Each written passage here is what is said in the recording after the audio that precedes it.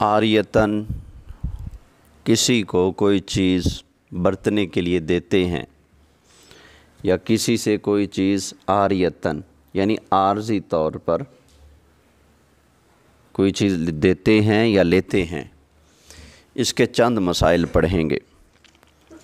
अल्लाह ताला ने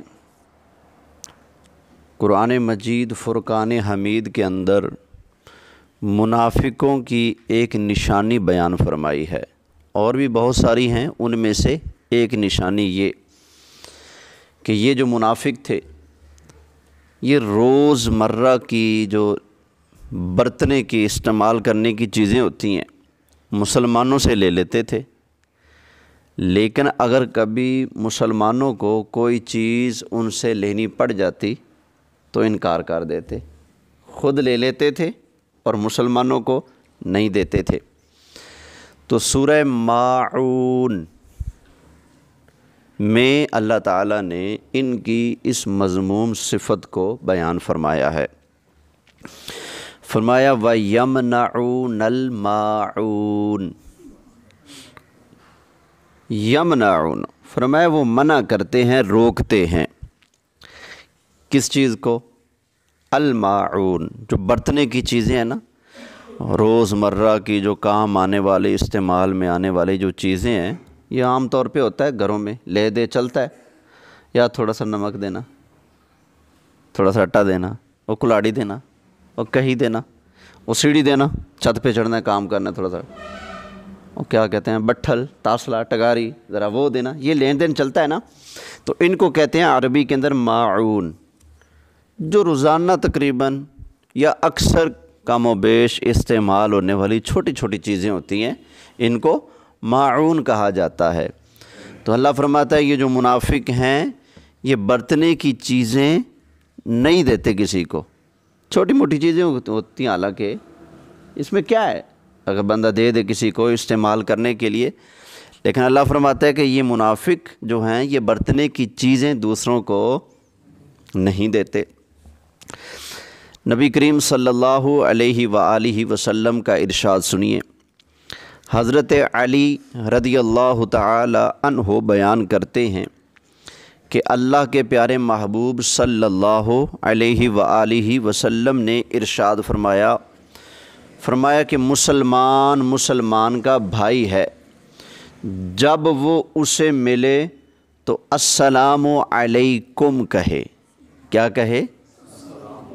अस्सलामु अलैकुम कहे, और वो उससे बेहतर अल्फाज के साथ जवाब दे। वो आगे से कहे वालैकुमुस्सलाम व रहमतुल्लाह व बरकातुहू, बेहतर अल्फाज में जवाब दे। मुसलमान का भाई है, जब वो उससे मिले तो अस्सलामु अलैकुम कहे और वो उससे बेहतर अल्फाज में जवाब दे। आगे फरमाया और वो उससे माऊन यानी रोज़मर्रा के इस्तेमाल की चीज़ ना रोके। मुसलमान दूसरे मुसलमान से रोज़मर्रा इस्तेमाल में आने वाली जो चीज़ें हैं वो उससे ना रोके। हज़रत अली रदियल्लाहु ताला अन्हु फरमाते हैं, मैंने अर्ज़ किया या रसूल अल्लाह सल्लल्लाहु अलैहि वआलिहि वसल्लम, आका माऊन क्या है? आपने जो फरमाया कि माऊन से ना रोके, मुसलमान का भाई है, सलाम भी कहे, बेहतर जवाब दे और माऊन से ना रोके, तो आका माऊन क्या है? तो नबी करीम सल्लल्लाहु अलैहि वआलिहि वसल्लम ने इरशाद फरमाया पत्थर, लोहा, पानी और उनकी तरह की दीगर चीज़ें, यानी कि पत्थर की बनी चीज़ें, लोहे की बनी चीज़ें और पानी वगैरह। कोई मुसाफिर गुज़रता हुआ कहता है यार थोड़ा पानी देना पीने के लिए, तो इस तरह की चीज़ें अगले से मत रोके। वो पत्थर की कुंडी होती ना बनी हुई, बादाम शदाम रगड़ते हैं उसमें, मिर्च मसाला, तो ये पत्थर में ये चीज़ आ गई। या पहले चक्कियाँ होती थी, तो तुम्हारी चक्की इस्तेमाल करनी है, ज़रा नमक लेके आएँ, इसको ज़रा पीस लें। हाँ जी आ जाओ जी, कोई बात नहीं। ज़रा दलिया बनाना है, आ जाएं जी, ये होता था पहले। اب تو یہ چکیاں شکیاں سارا کچھ ہی گئیں تقریباً، شاید کہیں ہو ٹوٹی پھوٹی پڑی کسی کے ہاں، آپ کے ہاں ماشاءاللہ۔ تو یہ چھوٹی موٹی جو چیزیں پتھر سے بنی، لوہے سے بنی، لکڑی سے بنی، یہ اللہ کے رسول صلی اللہ علیہ وسلم نے فرمایا کہ اے علی معاون یہ چیزیں ہیں۔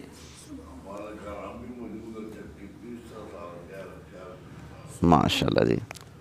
ایک اور حدیث سنیے، حضرت ابو ہریرہ رضی اللہ تعالی عنہ بیان کرتے ہیں کہ رسول اللہ صلی اللہ علیہ وآلہ وسلم نے معون کے بارے میں فرمایا اس سے مراد وہ چیزیں ہیں جن کے ساتھ لوگ آپس میں ایک دوسرے کے ساتھ تعاون کرتے ہیں، یعنی وہاں پر کوئی کرایہ، کوئی رینٹ، کوئی پیسہ، کوئی نفع لینا مقصود نہیں ہوتا، وہ تعاون ہوتا ہے ایک دوسرے کے ساتھ، وہ چیزیں ہیں۔ مثلاً کلہاڑی، یہ حدیث شریف ہے، نبی کریم علیہ السلام نے فرمایا کہ مثلاً کلہاڑی، ہنڈیا، سالن، ہمارا سالن نہیں پکایا ہے، تھوڑا سالن تو دے دو روٹی کھانی، اچار دے دو، کوئی لسی دے دو، کوئی چینی دے دو، یہ ہنڈیا میں یہ چیزیں آ گئی نا۔ فرمایا کلہاڑی، ہنڈیا، ڈول اور ان کی طرح اور بھی چیزیں ہیں جو فرمایا کہ وہ معون ہیں۔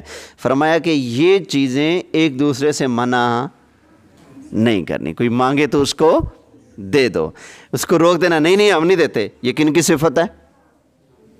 منافقوں کی۔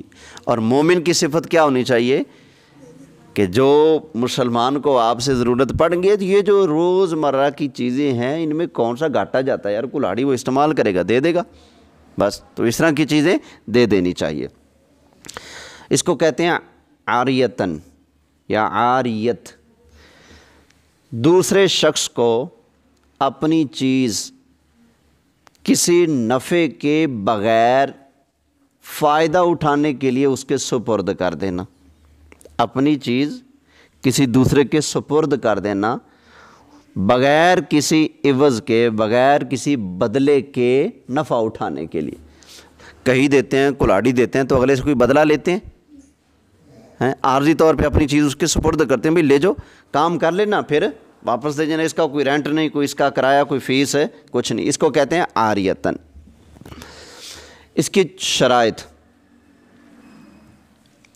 جو چیز آپ عاریتن کسی کو دے رہے ہیں وہ نفع اٹھانے کے قابل بھی ہو تو وہ کہلائے گا کہ آپ نے واقعی کوئی چیز اس کو عاریتن دی ہے، پھر آپ اس سے واپس لینے کا بھی حق رکھتے ہیں۔ ایسی چیز ہو جو قابل انتفاع ہو، یعنی جس سے نفع اٹھانا ممکن ہو، جس چیز سے فائدہ ہی نہیں اٹھایا جا سکتا، سمجھ آ گئی نا؟ اور نہ وہ چیز اگلا لے گا نہ آپ دیں گے، تو یعنی کہ جس چیز سے نفع اٹھایا جا سکتا ہو، واقعی جو کام آ سکتی ہو، ایسی چیز عاریتن دی جا سکتی ہے۔ عوض لینے کی اس میں شرط نہ ہو، اگر آپ نے اس کے عوض میں کوئی چیز لینی ہے تو وہ عاریت نہ رہی، پھر وہ کرائے کی چیز بن گئی، آپ اس کی فیس لے رہے ہو، وہ کرائے پر دے رہے ہیں آپ اس کو، آپ یہ شفقت، یہ مہربانی، یہ بھائی چارہ نہیں کہہ سکتے، سمجھ آئی نا؟ کسی کو کوئی چیز تھوڑی دیر کے لیے دی تو اس کا کرایہ اگر وصول کریں گے تو آپ کرایہ دار وہ آپ کا کہلائے گا، آپ اس سے رینٹ لے رہے ہیں۔ آپ جو بھائی چارہ جو حدیث شریف میں بتایا گیا ہے کہ بندہ مومن کا بھائی ہے، اس کو ملے تو سلام کرے، وہ اسے بہتر جواب دے، اور اس کو روز مرہ استعمال کی جو چیزیں ہوتی ہیں وہ مانگنے پر انکار نہ کرے، اس کو دے دے۔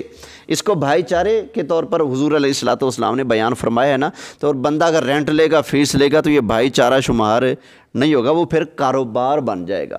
کاروبار کر کے بندہ کہہ دے جی ہم تو بڑے سخی دل ہیں، جس کو جو چاہیے ہم دے دیتے ہیں اٹھا کر، وہ دیکھا جائے گا۔ اگر آپ کرایہ لے رہے ہیں تو پھر وہ آپ کی سخاوت نہیں، وہ آپ کا کیا ہے؟ کاروبار ہے۔ اور یہ روز مرہ کی چیزوں میں کاروبار تقریباً چلتا بھی نہیں۔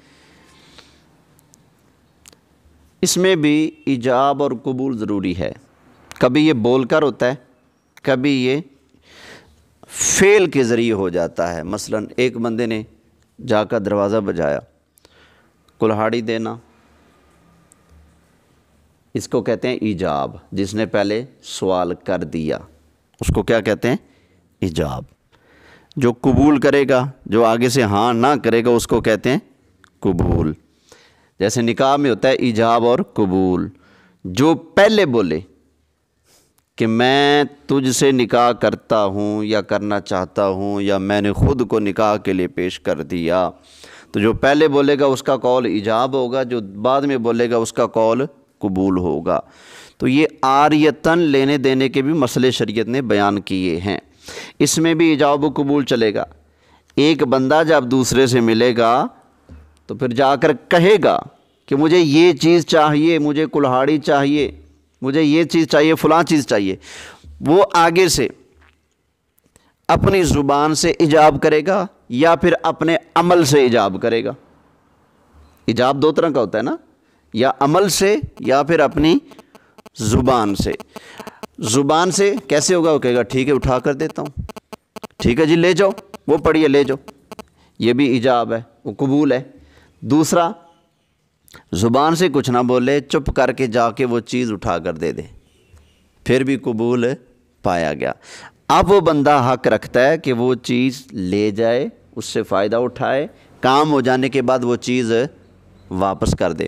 اگر اس نے جا کر اپنی زبان سے کہا کہ مجھے کلہاڑی چاہیے، کہی چاہیے، ٹرالی چاہیے، اس نے آگے سے ہاں کی نہ کی، چپ کر کے بیٹھا رہا، تو پھر کیا سمجھا جائے گا؟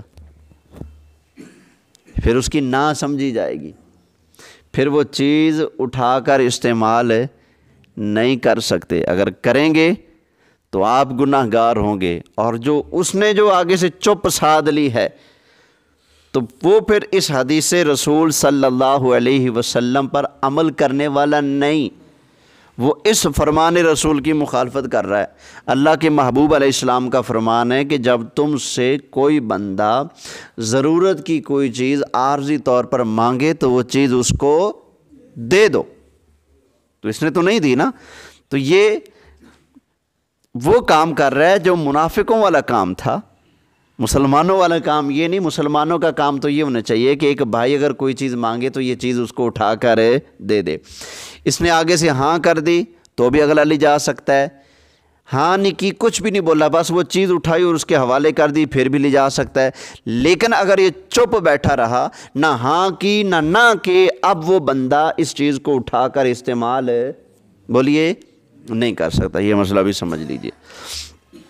ایک جگہ پر خاموشی رضا سمجھی جاتی ہے، صرف ایک جگہ ہے جہاں پر خاموشی کو ہاں سمجھا جاتا ہے۔ سمجھ آ گئی نا وہ کون سی ہے؟ نکاح ہو کسی کا اور بچی سے پوچھا جائے کیا آپ کو یہ نکاح قبول ہے، اور وہ ہو بھی کواری خاتون ہو، بچی ہو، اس سے جب نکاح کا پوچھا جائے تو وہ شرم اور حیا کے پیش نظر چپ رہے۔ سمجھ آ گئی نا؟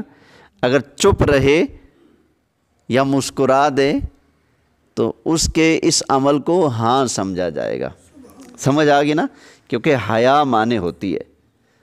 تو لیکن اگر وہ شادی شدہ ہو، پہلے سے اس کو طلاق ہو چکی ہو، اب اگر اس کی دوسری شادی ہو رہی تو اس کو اب بولنا پڑے گا۔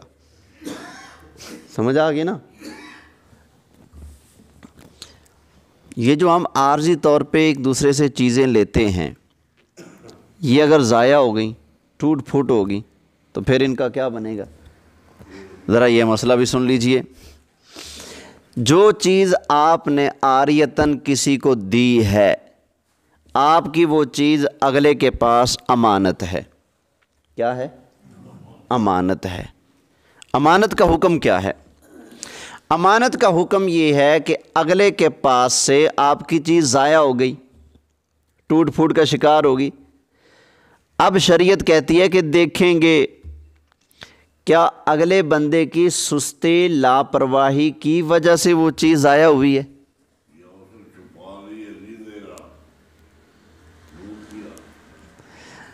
تو ضائع کیسی ہوئی ہے، ٹوٹ پھوٹ کا شکار کیسی ہوئی ہے؟ اگلے کی سستی، کاہلی، لاپرواہی، اس نے اس کی حفاظت نہیں کی، بس اپنا کام کیا، ایسے پھینک دیا، کوئی راہگیر گزرا اٹھا کر چلا گیا۔ تو ایسی صورت میں وہ بندہ جس نے وہ چیز عاریتاً لی تھی اور اس کی سستی کی وجہ سے، حفاظت نہ کرنے کی وجہ سے وہ چیز ضائع ہوگی، تو اب یہ اس کا جرمانہ بھرے گا۔ سمجھ آ گئی نا؟ اس کا نقصان پورا کرے گا۔ اگر اس بندے نے کوئی لاپرواہی نہیں کی، مثلاً چیز برتنے کے لیے گھر میں لے گیا، گھر میں ویسے ہی ڈاکو پڑ گئے، چور پڑ گئے، اور انہوں نے اس کی چیزیں بھی اٹھائیں اور وہ بھی اٹھا کر لے گئے، تو اب وہ پچھلا بندہ اس سے مطالبہ نہیں کر سکتا، بھائی وہ میری کلاڑی لے گیا تھا، پہلے وہ دے نا۔ اب شریعت کہتی کہ نہ، اس نے جان بوجھ کے تھوڑی کی ہے، اب اس سے مطالبہ نہیں کر سکتے۔ تو امانت کا بھی یہی حکم ہے۔ امانتاً آپ نے کوئی چیز کسی کے پاس رکھی ہے تو کیونکہ امانت اور عاریتاً کا یہی حکم ہے، امانت میں بھی یہی ہوتا ہے، اگلے بندے سے امانت ضائع ہوگی تو دیکھا جائے گا اس کی سستی، لاپرواہی سے ضائع ہوئی ہے، گم ہوئی ہے، ٹوٹی پھوٹی ہے، یا پھر اس نے تو کوئی کسر نہیں رکھی، اس نے ہر طرح سے اس کی حفاظت کی، لیکن پھر بھی وہ چیز نام محفوظ رکھ سکا، بچا نہ سکا، واقعی حفاظت بھی کر رہا تھا لیکن پھر بھی اس کو کوئی داغ لگا گیا، تو اب وہ پھر اس کا نقصان پورے کا کرنے کا ذمہ دار نہیں ہوگا۔ اگر اس کی سستی ہے اس میں شامل، پھر وہ نقصان اگلے کا پورا کرے گا۔ سمجھ آ گئی یہ بات؟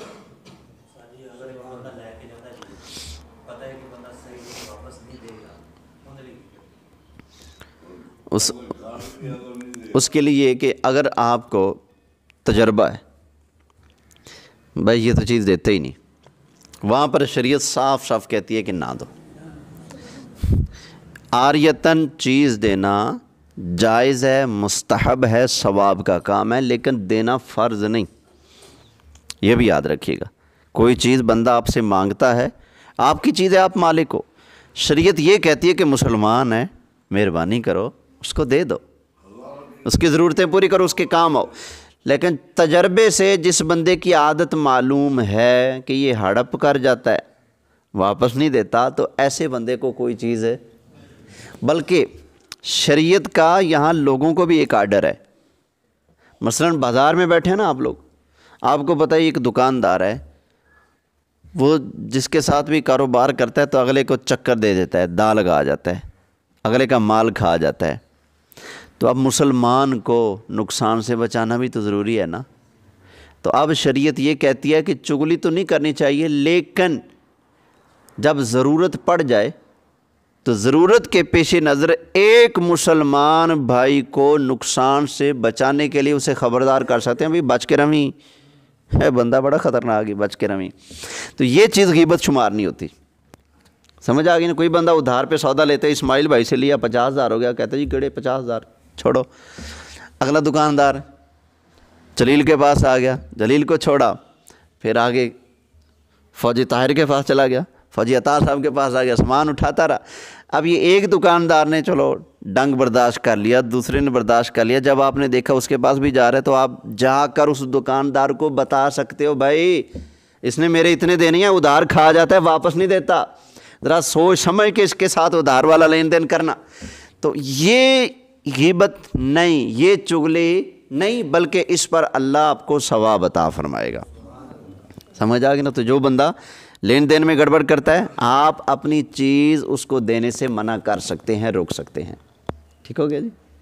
یہ جانوروں کا بار بار پوچھا جا رہا ہے، میں نے بتا بھی دیا تھا، تو ایک تھوڑی سی کسر رہ گئی تھی، چلو وہ پوری کر دوں۔ سانجا جانور، میں نے ایک صورت بتائی تھی کہ 20,000 کا ہے نا، تو آپ اس کو آدھا بیچ دو، آدھا اس کو بیچ دیا، یعنی اور ادھار پر بیچا، بھئی اس کے پاس پیسے تو فی الحال ہی نا 20,000 کا تھا، اس نے کہا جی 10,000 روپے جس دن ہم یہ جانور الگ الگ کریں گے اس دن میں اپنے 10,000 واپس لوں گا، باقی 50-50 ہوگا۔ ٹھیک ہو گیا، جانور ہو گیا 80,000 کا، 40-40 کر لیا۔ اب وہ 10,000 پہلے والے جو آدھا بیچ چکا تھا لے لے گا، جو آپ کرتے ہیں کام بھی اتنا ہوا اور طریقہ بھی جائز ہو گیا۔ لیکن اس میں سوال یہ تھا کہ اگر وہ جانور مر جائے تو سانجے کاروبار میں یہی ہوتا ہے کہ نقصان اور نفع میں دونوں برابر کے شریک ہوتے ہیں۔ फ़ायदा होगा तो दोनों का बराबर, अगर नुकसान होगा तो दोनों का बराबर होगा। जानवर बीमार होता है, उसकी दवाई वगैरह लेते हैं, उसका इलाज मुआलजा पर ख़र्चा करते हैं, वो भी बराबर। अगर चारा ख़रीद कर जानवर को खिलाते हैं तो उसका ख़र्चा भी क्या होगा, बराबर बराबर होगा। समझ आ गई ये बात। आगे गवाही के चंद मसले हैं, वो भी सुन लीजिए। हमारे यहाँ मामलात दुनिया के चलते रहते हैं, नित नए मामलात पेश आ जाते हैं। किसी ने किसी पर जुल्म कर दिया, किसी ने किसी का हक मार लिया, किसी ने किसी पर ज़्यादती कर दी, पकड़ के मारा पीटा, या चोरी कर ली, या कत्ल कर दिया, वगैरह वगैरह के मामलात पेश आते हैं। तो जिस बंदे ने वो मामला अपनी आँखों से देख लिया, वो क्या बन गया, उस मौके का गवाह बन गया। तो जब ज़रूरत पड़ जाए तो इस बंदे पर गवाही देना फ़र्ज़ है। समझ आ गई ना। पूरे इलाके में अगर एक ही बंदा उस मौके का गवाह है या दो गवाह हैं तो उन पर गवाही देना फ़र्ज़ है। अगर 10, 20, 50, 60, 100 बंदा उसका गवाह है तो फिर ये फ़र्ज़ किफ़ाया है, फ़र्ज़ ऐन नहीं है। यहाँ बाज़ार में कोई लड़ाई हो जाती तो पूरे दुकानदार, सारे गुज़रने वाले राहगीर इकट्ठे होकर तमाशा देखते हैं, इसने उसको मारा है और माल छीन लिया है। अदालत में केस चलता है तो सारे बाज़ार वाले क्या गवाही देंगे ना, इनमें से कोई एक दो दे दें, बाकियों की जान छूट जाएगी। अगर कोई एक भी हक और सच के साथ खड़ा नहीं होता, सारे गवाही पी जाते हैं और मज़लूम का साथ नहीं देते, तो फिर सारे क्या होंगे, गुनाहगार होंगे। जैसे जनाजे का मसला है ना, फ़र्ज़ किफ़ाया है, इलाके में से एक भी अदा कर ले तो फ़र्ज़ अदा हो गया। अगर किसी ने भी ना किया तो पूरा इलाका गुनाहगार होगा। समझ आ गई। तो ऐसे ही गवाही का मसला है। अल्लाह ताला इरशाद फरमाता है वला तक्तुमुश शहादता, फरमाया कि गवाही मत छुपाओ, गवाही मत छुपाओ।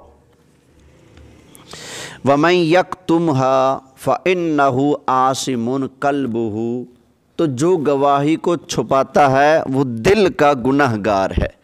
वो अंदर से क्या है, गुनहगार है जो गवाही छुपाता है। वल्लाहु बिमा तामलून अलीम, और अल्लाह ताला तुम्हारे कामों को जानता है। इस आयत मुबारका में बयान फरमाया गया है कि गवाही ना छुपाओ, क्योंकि गवाही छुपाना हराम है और दिल के गुनाहगार होने की अलामत है, क्योंकि इसमें साहिब हक के हक को ज़ाया करना पाया जाता है। एक बंदे का हक बनता है, वो हक कैसे वसूल करेगा? अदालत तो गवाह मांगती है, शरीयत तो गवाह मांगती है। अब ये बंदा गवाह है, गवाही ना दे तो हकदार को हक मिलेगा? बोलिए नहीं ना। तो जो बंदा गवाह होने के बावजूद गवाही पी जाए, गोया वो इस पर राज़ी है कि हकदार को हक ना मिले और वो जालिम का साथी बन रहा है। इसलिए अगर वो बंदा गवाही छुपा जाएगा, पी जाएगा, गवाही का हक अदा नहीं करेगा, तो फिर वो गुनाहगार है। तो अल्लाह फरमाता है गवाही को मत छुपाओ, अगर छुपाओगे तो दिल के गुनाहगार बन जाओगे। गवाही छुपाना कबीरा गुनाह है। हज़रत अब्दुल्ला बिन अब्बास रदी अल्लाह ताला अन्हु से एक हदीस मरवी है कि कबीरा गुनाहों में से सबसे बड़ा गुनाह अल्लाह पाक के साथ शरीक करना और झूठी गवाही देना और गवाही को छुपाना है। झूठी गवाही देना और गवाही छुपाना, ये दोनों क्या हैं? कबीरा गुनाह हैं। जिस तरह झूठी गवाही देना बहुत बड़ा गुनाह है, ऐसे ही गवाही छुपा लेना भी बहुत बड़ा गुनाह है। नबी करीम सल्लल्लाहु अलैहि वसल्लम ने फरमाया, क्या तुमको ये ख़बर ना दूँ कि बेहतर गवाह कौन है? यानी बेहतर गवाह कौन है, क्या तुम्हें ना बताऊँ? फरमाया वो जो गवाही देता है इससे पहले कि उसको गवाही के लिए बुलाया जाए। गवाही के लिए तलब अभी नहीं किया गया, वो उससे पहले खुद ब खुद पेश कर देता है, भाई मैं हक़ के साथ हूँ, मैं जालिम का साथी नहीं बन सकता, मैंने देखा ये इस पर जुल्म कर रहा था, इसने ये ज़्यादती की है, अगर मैं चुप रहूँ तो मतलब मैं जालिम का साथी बनूँगा। तो हुजूर फरमाते हैं बेहतरीन गवाह वो है जिसको गवाही के लिए अभी तलब नहीं किया गया, उससे पहले वो खुद पेश होकर गवाही दे दे। समझ आ गई ना। اب یہ گواہی کے جو مزید مسائل ہیں انشاءاللہ تعالیٰ اس کو کل بیان کیا جائے گا۔ گواہ کی شرائط ہوتی ہیں وہ بھی ہوں گی، پھر گواہی کے رکن ہوتے ہیں، کس طرح سے گواہی دی جائے گا، گواہی دینے کا طریقہ کیا ہے۔ ہماری عدالتوں میں جو گواہی دینا ہے یا پھر ہماری پڑے پنچایت میں جس انداز پر گواہی دی جاتی ہے کہ میں اللہ کو حاضر ناظر جان کر کہتا ہوں، کیا ایسے لفظ بولنے سے گواہی ہو جائے گی؟ نہیں ہوتی۔ گواہی کا جو طریقہ شریعت نے مقرر کیا ہے اسی طریقے سے گواہی دینی ہوگی، وہ انشاءاللہ تعالیٰ کل پوری تفصیل بیان ہو جائے گی۔ بیٹھیں گے نا کل بھی؟ پکی بات ہے، کیونکہ گواہی دینا کیا ہے؟ فرض کفایہ ہے۔ اگر ایک ہی گواہ ہے تو فرض عین ہے، وگرنہ فرض کفایہ ہے۔ تو جو چیز فرض ہو اس کا علم سیکھنا بھی فرض ہے۔ وما علیہ الا البلاغ المبین۔